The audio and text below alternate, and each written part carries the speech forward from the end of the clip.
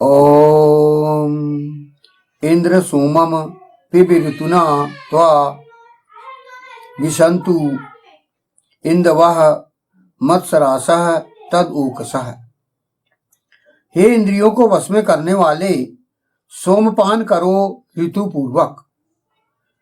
तुम्हारे अंदर प्रविष्ट हो सोम तृप्तिकारक है, उसका निवास स्थान। ये जो मंत्र लिया गया, ये ऋग्वेद के प्रथम मंडल का 15वां सूक्त है और इसका ये प्रथम मंत्र है। यहां पर इस सूक्त का यहां पर परिचय दिया गया है। प्रस्तुत सूक्त ऋग्वेद के प्रथम मंडल का यह 15वां सूक्त है। इस सूक्त में कुल 12 मंत्र हैं। इस सूक्त के ऋषि भगवान मेधातिथि काण्व हैं। इस सूक्त का प्रमुख देवता ऋतुएं हैं। प्रमुख देवता अर्थात मुख्य विषय, जो मुख्य विषय कहलाता है उसको प्रमुख विषय है, वो देवता कहलाता है। यह देवता या दिव्य विषय प्रत्येक मंत्र के देवता के साथ जुड़ा हुआ है। अन्य देवता या दिव्य विषय इस प्रकार है।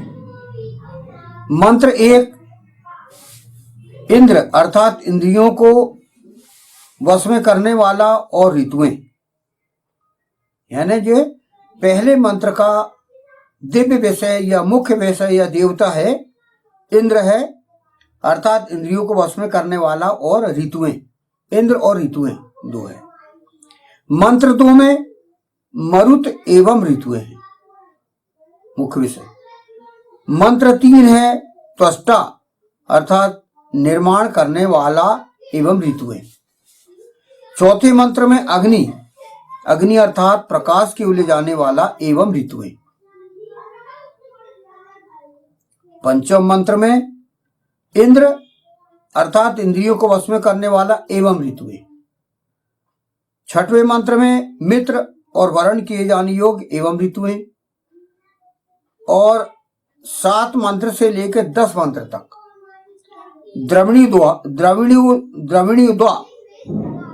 द्रविणोदा, जिसका अर्थ होता है धन प्रदान करने वाला एवं ऋतुएं। मंत्र 11 में अश्विना पुरुष औरत युगल एवं ऋतुएं। मंत्र 12 में मंत्रों के छंद इस प्रकार हैं। मंत्र 1 गायत्री, मंत्र 2 भूरि गायत्री, मंत्र 3 से 11 तक गायत्री, मंत्र 12 में पीपलिका मध्या निचलत गायत्री, और स्वर संपूर्ण सूक्त का सर्ज है। तो ये है मंत्र परिचय, जहां पर पूरे मंत्र के साथ ऋतुएं तो जुड़ा हुआ है सब में। इस सूक्त में प्रमुखता इस बात पर जोर दिया गया है कि व्यक्ति जो भी कार्य करे ऋतु पूर्वक अर्थात समय का ध्यान रखकर करे। इस सूक्त में विशेष रूप से ईशान परम परमात्मा या ईश्वर के द्वारा विशेष रूप से यह शर्त रखी गई है कि आप सारे कार्य समय के अनुसार अपने टाइम टेबल के अनुसार करें, ऋतु पूर्वक करें। तो इस मंत्र का यहाँ पर अब भाष्य शुरू होता है। ये तो सूक्त का परिचय था जो मैंने पढ़ के सुनाया। अब जो है इसका मंत्र प्रारंभ होता है, मंत्र की व्याख्या। तो मंत्रांश से फुटनोट तक यहाँ पर लिया गया है। इसका पहला फुटनोट है जिसमें लिया गया है, हे इंद्रियों को वश में करने वाले सोमपान करो ऋतु पूर्वक। इंद्र सोमम पिब ऋतुना। तो इस मंत्रांश की यहां पर व्याख्या की गई है। सोमपान प्रजनन कर्म सोमो रेतो धाहा, मिथुन एव रेतो दधाति। कपिस्थल कट संहिता 46:2। औरतों के ऋतुकाल को देखकर ही उपयुक्त समय पर किया जाना चाहिए। यानी यहां पर यह समझाया गया है कि सोमपान या प्रजनन कर्म, माने सोम का यहां पर कपिस्टर कट संहिता का उदाहरण मतलब उदाहरण दिया गया है कि भाई सोम क्या होता है। तो यहां पर बताया गया है कि सोमो रेतो दाह मिथुन एव रेतो दधाति। तो प्रजनन कर्म यहां कहा गया, सोम अर्थात प्रजनन कर्म, जिसको कपिस्टल कट संहिता का यहां पर उदाहरण दिया गया कि वो यहां पर सोम का अर्थ ये माना जाता है। इस वेद में भी सोम का अर्थ हम प्रजनन कर्म मानेंगे। और यहां पर यह कहा गया है कि चूंकि इसका मुख्य विषय है ऋतु, तो यहां पर यह समझाया गया कि औरतों के ऋतुकाल को देखकर ही सोमपान समय समय पर किया जाना चाहिए। मतलब ये जो है उनके समय का भी ध्यान, टाइम टेबल बना दिया गया है। इस संबंध में औरत कब मैथुन के लिए उपयुक्त है शास्त्रों में अनेकों जगह पर बताया गया है तथा वर्तमान समय में चिकित्सक से औरत की संपूर्ण जांच के बाद कब मैथुन कर्म प्रजनन कर्म किया जा सकता है यह जानकारी अर्जित करना आवश्यक है। ये व्यवस्था की गई है कि प्रजनन कर्म कब किया जाए। तो उनका एक तो ऋतुकाल भी होता है, उस ऋतुकाल में प्रजनन कर्म नहीं करना चाहिए, है ना। फिर दूसरा, शास्त्रों में भी ये बताया गया है कि चिकित्सकों से भी सलाह लेके आप प्रजनन कर्म करें। कई समय क्या होता है कि अस्वास्थ्य होता है, किसी कारणवश जो है प्रजनन कर्म की स्थिति में नहीं होती महिलाएं पत्नी, तो वो सब ये आपको, क्योंकि वेद एक जीवन व्यवस्था है तो आपको बड़ी बारीकी से भी बताया गया है। पूरी एक एक चीज वेद मंत्र में बताई गई, वेद में बताई गई। ऋग्वेद, यजुर्वेद, सामवेद, अथर्ववेद सब में पूरी व्यवस्था बताई गई। इसलिए जो है अपन पूरी जीवन व्यवस्था को गंभीरता से अपन स्वीकार कर रहे हैं तो हम उसका लाभ उठा पाएंगे। वेद जन सामान्य को लाभ देने के लिए ही अवतरित हुआ है। इसीलिए हमको सुबह वेदाध्ययन, शाम को वेदाध्ययन, ये बोला गया है ताकि आप वेद से ना हटो। और वेद से आप हटोगे तो क्या है कि जो सृष्टि की व्यवस्था है उसके अनुसार नहीं चल पाएंगे। जी यहां पर बाकायदा सब चीज बताई गई है। तो ये था पहले फुटनोट के बारे में कि आप जो है सोमपान ऋतु पूर्वक करें पत्नी के साथ। इसका जो है अब अगला फुटनोट है इसी मंत्र का ही। तुम्हारे अंदर प्रविष्ट हो सोम, तृप्ति कारक है उसका निवास स्थान। त्वा विशंतु इंदवः मत्सरासः तद ऊक्षः। इस मंत्रांश की यहां पर व्याख्या की गई है। इंद्रियों को वश में करने वाले पुरुष का शरीर ही सोम का तृप्ति कारक निवास स्थान है।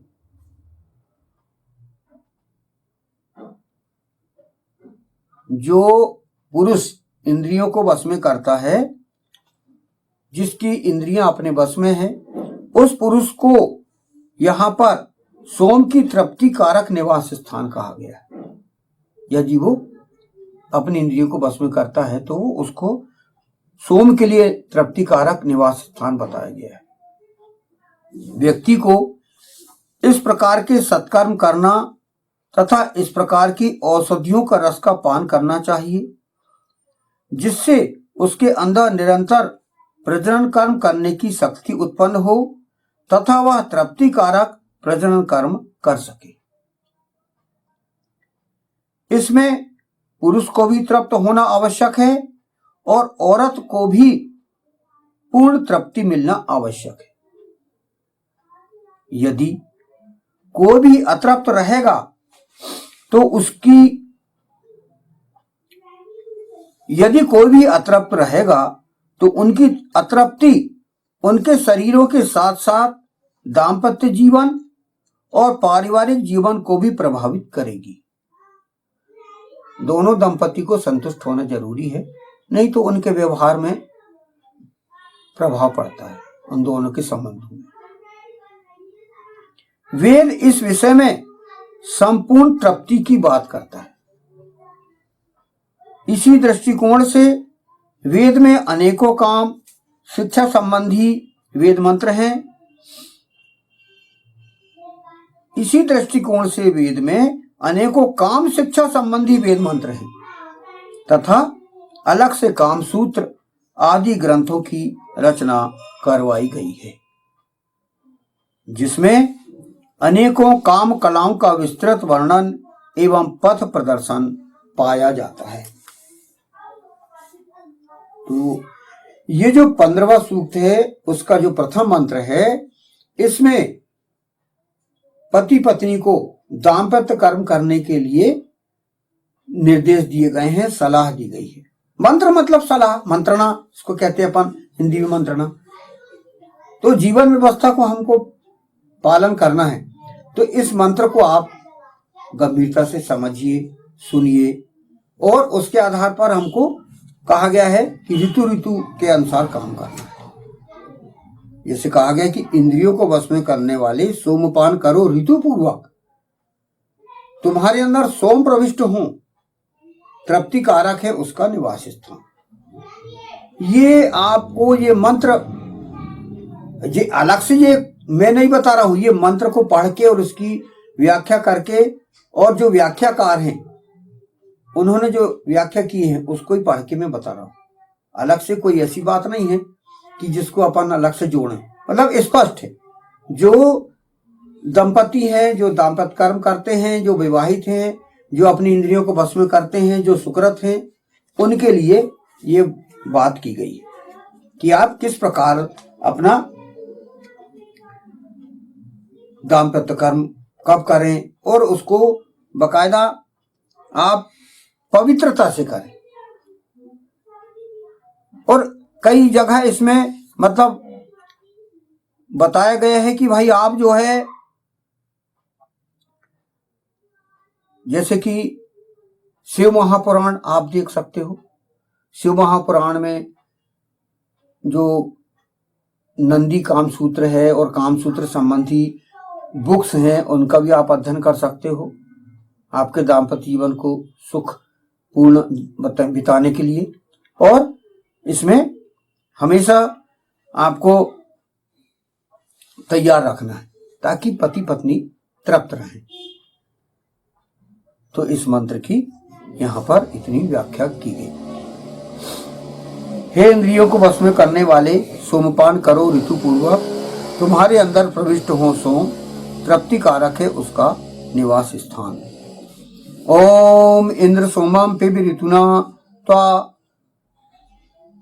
विसंतु इंदवः मत्सरासः तद ऊकसः।